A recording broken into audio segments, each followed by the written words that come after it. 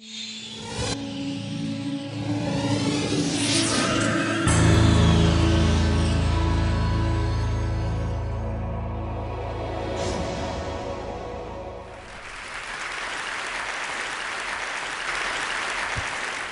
you so much.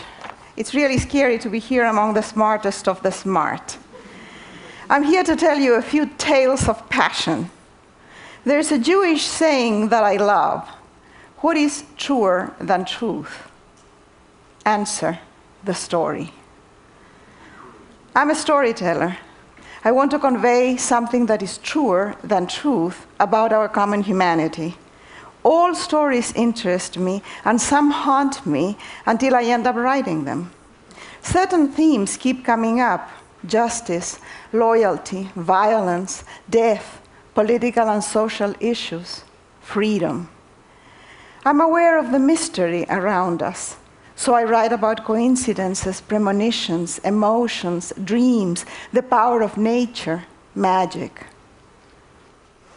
In the last 20 years, I have published a few books, but I have lived in anonymity until February of 2006, when I carried the Olympic flag in the Winter Olympics in Italy. That made me a celebrity.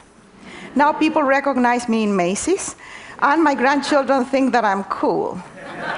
Allow me to tell you about my 4 minutes of fame. One of the organizers of the Olympic ceremony, of the opening ceremony, called me and said that I had been selected to be one of the flag bearers.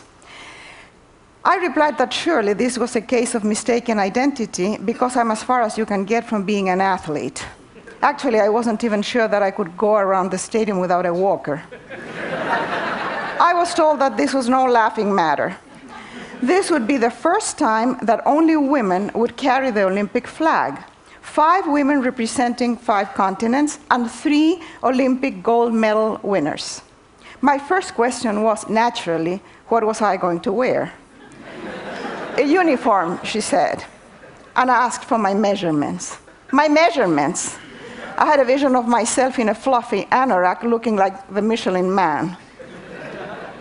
By the middle of February, I found myself in Turin, where enthusiastic crowds cheered when any of the 80 Olympic teams was in the street. Those athletes had sacrificed everything to compete in the games. They all deserved to win, but there's the element of luck. A speck of snow, an inch of ice, the force of the wind can determine the result of a race or a game. However, what matters most, more than training or luck, is the heart. Only a fearless and determined heart will get the gold medal. It is all about passion. The streets of Turin were covered with red posters announcing the slogan of the Olympics: "Passion lives here." Isn't it always true? Heart is what drives us and determines our fate. That is what I need for my characters in my books: a passionate heart. I need mavericks, dissidents, adventurers, outsiders, and rebels who ask questions, bend the rules, and take risks. People like all of you in this room. Nice people with common sense do not make interesting characters. They only make good former spouses. In the green room of the stadium, I met the other flag bearers, 3 athletes, and the actresses Susan Sarandon and Sophia Loren. Also 2 women with passionate hearts, Wangari Maathai, the Nobel Prize winner from Kenya, who has planted 30 million trees, and by doing so, she has changed the soil, the weather, and in some places in Africa, and of course, the economic conditions in many villages. And Somali Mam, a Cambodian activist who fights passionately against child prostitution. When she was 14 years old, her grandfather sold her to a brothel.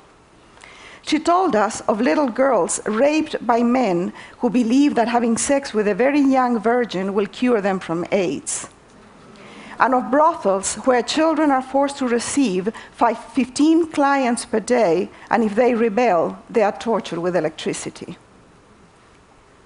In the green room, I received my uniform. It was not the kind of outfit that I normally wear, but it was far from the Michelin Man suit that I had anticipated. Not bad, really. I looked like a refrigerator. But so did most of the flag bearers, except Sophia Loren, the universal symbol of beauty and passion. Sophia is over 70, and she looks great. She's sexy, slim, and tall with a deep tan. Now, how can you have a deep tan and have no wrinkles? I don't know. When asked in a TV interview how could she look so good, she replied, posture. My back is always straight, and I don't make old people's noises. So there you have some free advice from one of the most beautiful women on earth. No grunting, no coughing, no wheezing, no talking to yourselves, no farting. Well, she didn't say that exactly. At some point around midnight, we were summoned to the wings of the stadium, and the loudspeakers announced the Olympic flag, and the music started. By the way, the same music that starts here, the Aida March. Sophia Loren was right in front of me. She's a foot taller than I am, not counting the poofy hair. She walked elegantly, like a giraffe on the African savannah, holding the flag on her shoulder. I jogged behind, on my tiptoes, holding the flag on my extended arm, so that my head was actually under the damn flag. All the cameras were, of course, on Sophia. That was fortunate for me, because in most press photos, I appear too, although often between Sophia's legs. A place where most men would love to be. The best 4 minutes of my entire life were those in the Olympic Stadium. My husband is offended when I say this, although I have explained to him that what we do in private usually takes less than 4 minutes, so he shouldn't take it personally.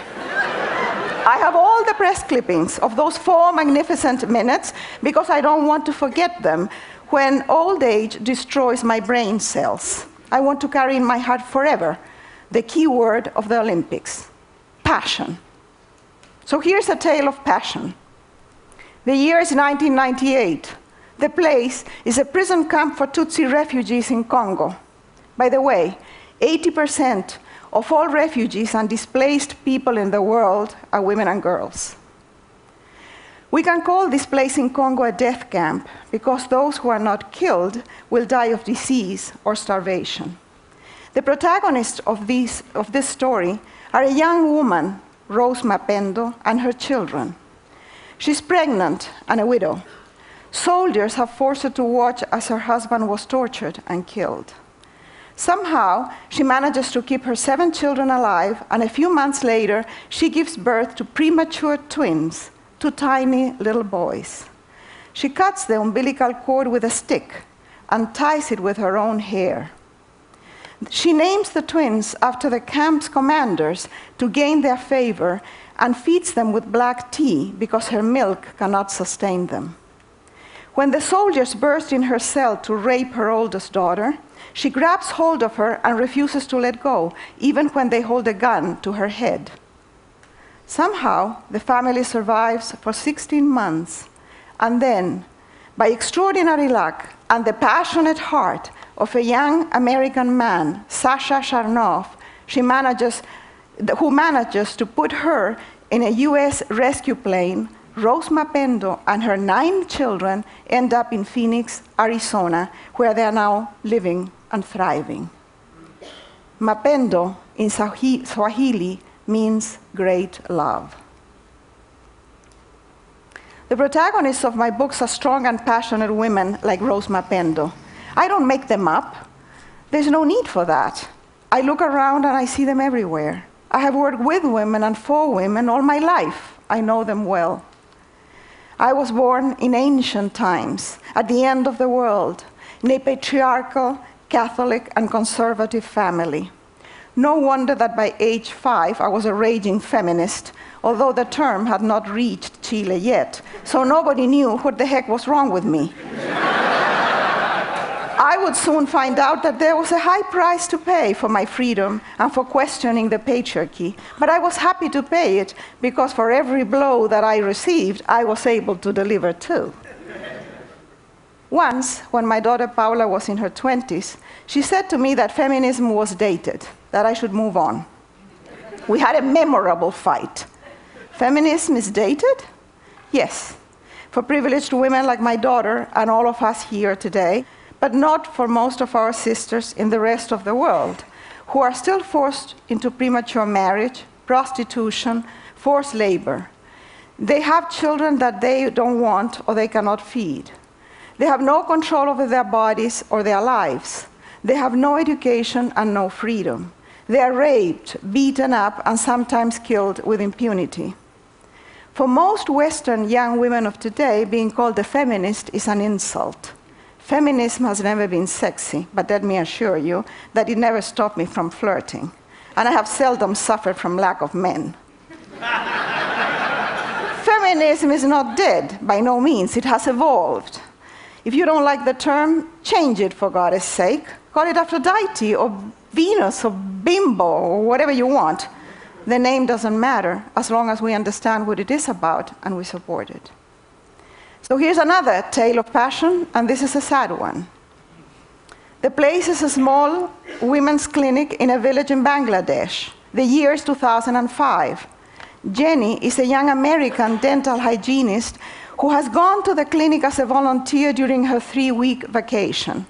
She's prepared to clean teeth, but when she gets there, she finds out that there are no doctors, no dentists, and the clinic is just a hut full of flies.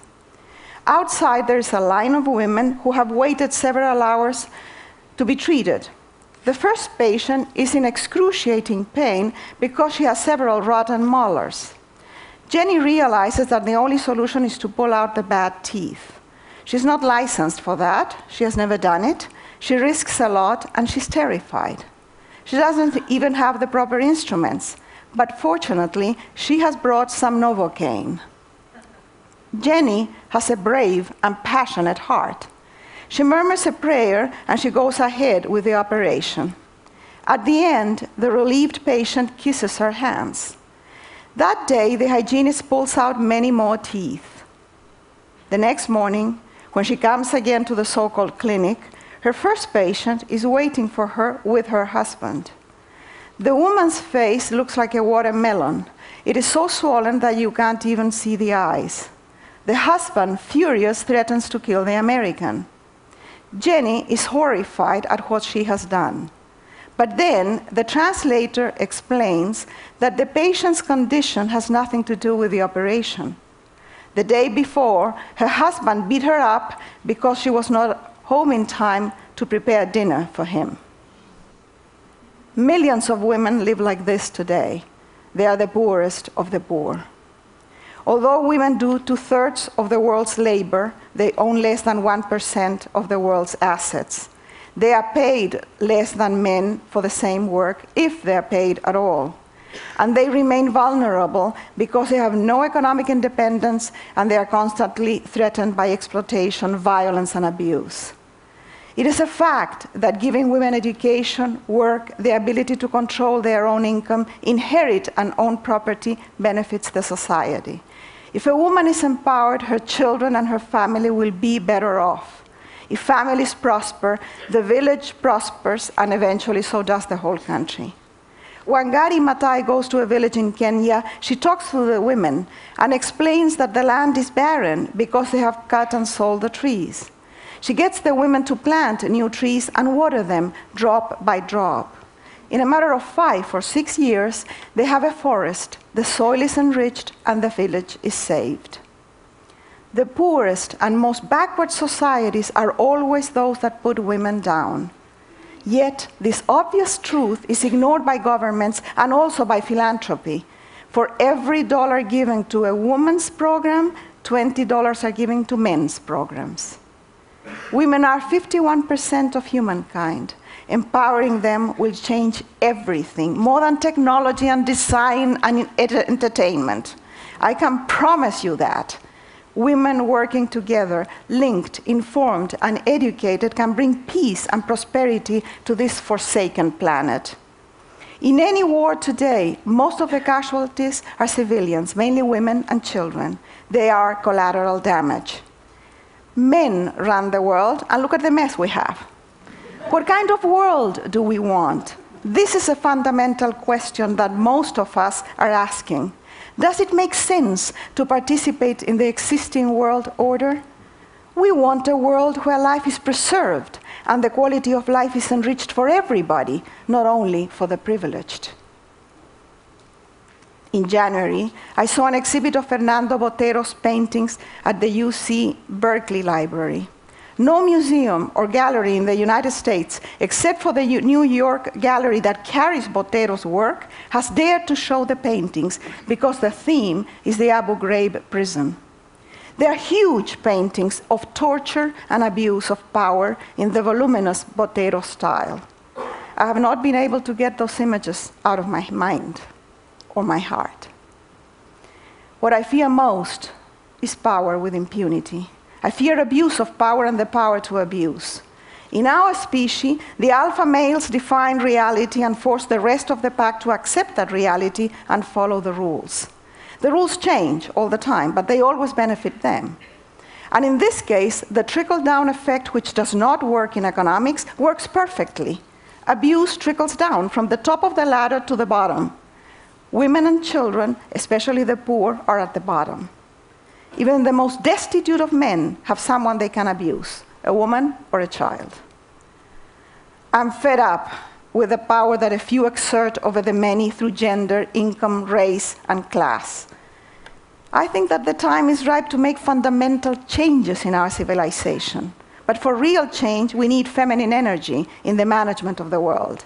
We need a critical number of women in positions of power, and we need to nurture the feminine energy in men.